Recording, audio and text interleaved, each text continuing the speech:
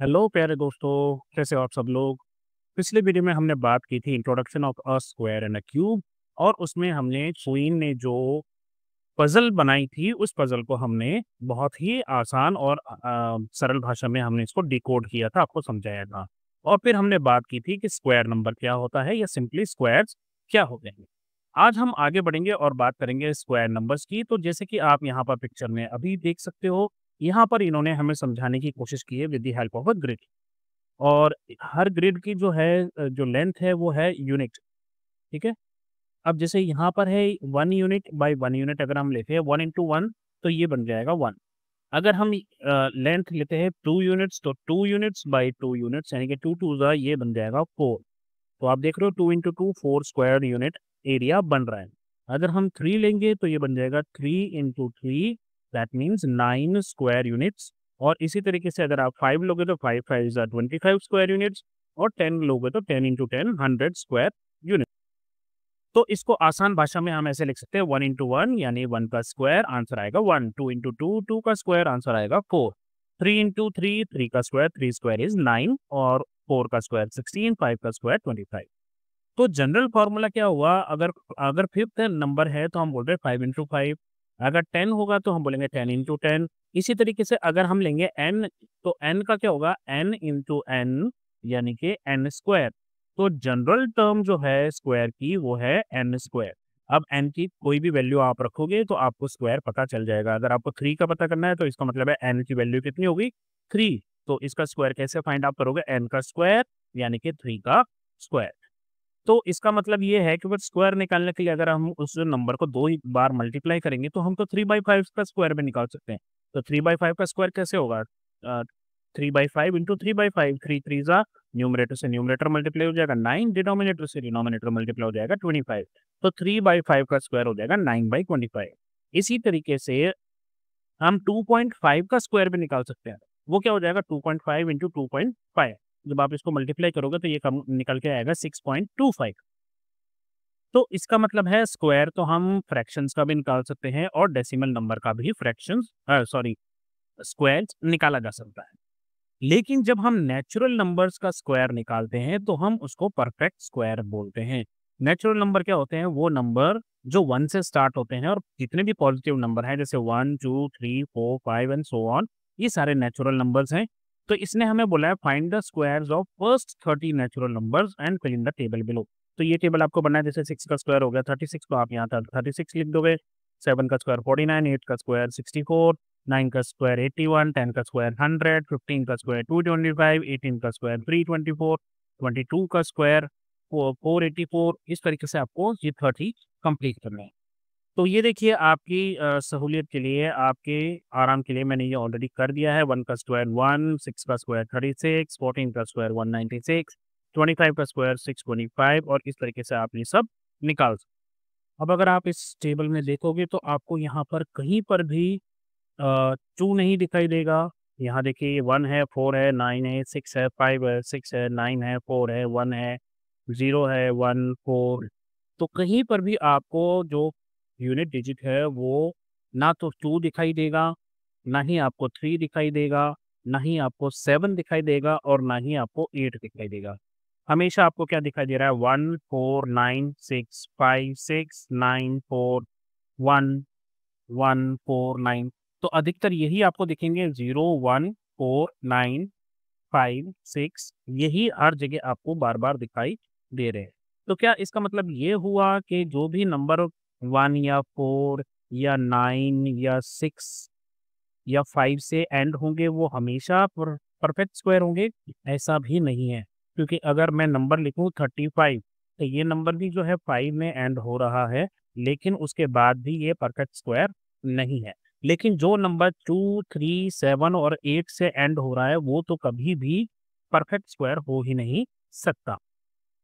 इसके अलावा एक इंटरेस्टिंग चीज़ और है, जितने भी स्क्वायर्स हैं 1 के या 9 के या 11 के या 19 के, मतलब जिनके भी वंस डिजिट में जो है 1 हो या 9 हो, वो हमेशा उनका आंसर जो है स्क्वायर जो है वो 1 से एंड हो रहा है।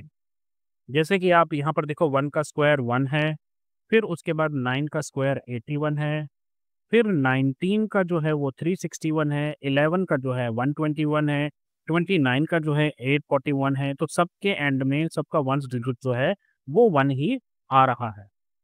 इसके अलावा चेक कीजिए 6 किस-किस के एंड में आ रहा है। यहाँ पर 6 आ रहा है तो ये किसका स्क्वायर है? 4 का।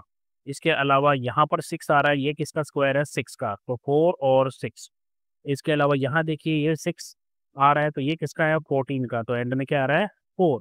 ये 256 एंड में क्या आ रहा है? 6। इसके अलावा आप 24 का देखिए वहाँ पर भी एंड में 6 आ रहा है। 26 का देखिए यहाँ पर भी एंड में 6 आ रहा है। तो ऐसा क्यों हो रहा है? जैसे हम बात करते हैं 26 के स्क्वायर की, तो 26 का स्क्वायर हो गया मतलब 26 को 26 से मल्टीप्लाई करो।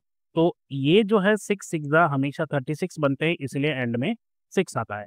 और अगर 24 लोगे आप 24 इंटू 24, तो इसमें आप 4 इंटू 4 करोगे तो 4 4 जा 16 हो जाएंगे। तो यहाँ पर भी एंड में 6 आ रहा है। तो फिर इस हिसाब से which of the following numbers have digit 6 in unit place? 38 का स्क्वायर क्या होगा? 8 8 जा 64, तो यूनिट डिजिट क्या आएगा? 4। 34 इंटू 34, 4 4 जा 16, तो यहाँ पर एंड में 6 आएगा। तो एक तो ये नंबर हो गया। दूसरा 46 का स्क्वायर आ जाएगा, 6 6 जा 36, तो यहाँ पर 6 आ जाएगा, ये भी हुआ। 56 के स्क्वायर में भी आएगा, 6 6 जा 36, 74 के स्क्वायर में भी आएगा, 4 4 जा 16, और 82 का स्क्वायर होगा 82 इंटू 82, यानी कि 2 2 जा 4, तो ये दोनों नहीं होंगे और बाकी के ये 4 होंगे।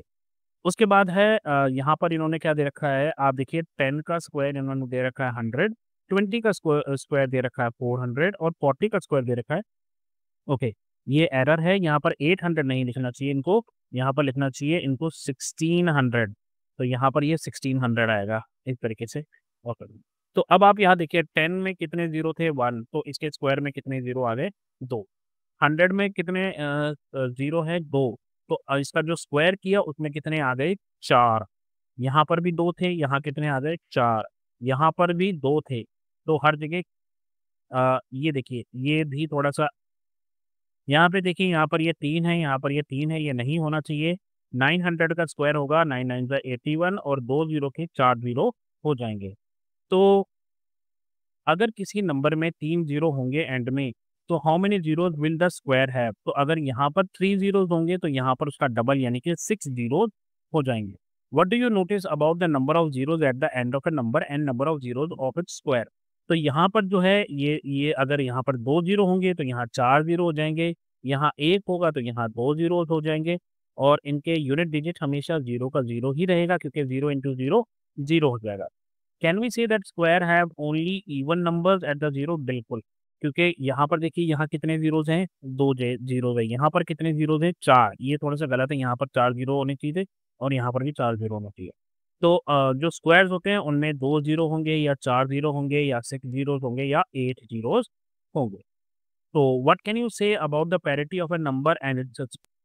तो पैरिटी क्या है दोनों के बीच में, नंबर और उसके स्क्वायर के बीच में? अगर कोई नंबर ऑड है तो उसका स्क्वायर भी ऑड है। जैसे 3 का 3 एक ऑड नंबर है तो 3 का स्क्वायर क्या है? 9। अगर कोई नंबर इवन है 4 का स्क्वायर, तो उसका स्क्वायर जो है वो भी इवन होगा, यानी कि 4 का स्क्वायर 16 है। अब आप देखो 5 ऑड नंबर है तो उसका स्क्वायर जो है वो 25 होगा, और 6 जो है वो इवन है तो उसका नंबर स्क्वायर नंबर 36 होगा। तो इसका मतलब ये है कि नंबर की पैरिटी और उसके स्क्वायर के बीच की पैरिटी ये है कि अगर नंबर ऑड नंबर है तो उसका स्क्वायर भी ऑड ही होगा, अगर नंबर इवन है तो उसका स्क्वायर भी इवन ही होगा। तो अभी के लिए बस इतना ही दोस्तों, अपना ध्यान रखें, मम्मी-पापा का कहना मानें। अगली बार जब हम मिलेंगे तो फिर हम बात करेंगे परफेक्ट स्क्वायर्स और ऑड नंबर्स की। तो अब तक अपना ध्यान रखें, मम्मी-पापा का कहना मानें, और जब भी कोई प्रॉब्लम हो तो नॉक कीजिए और बोलिए hello there, take care, bye bye, have fun.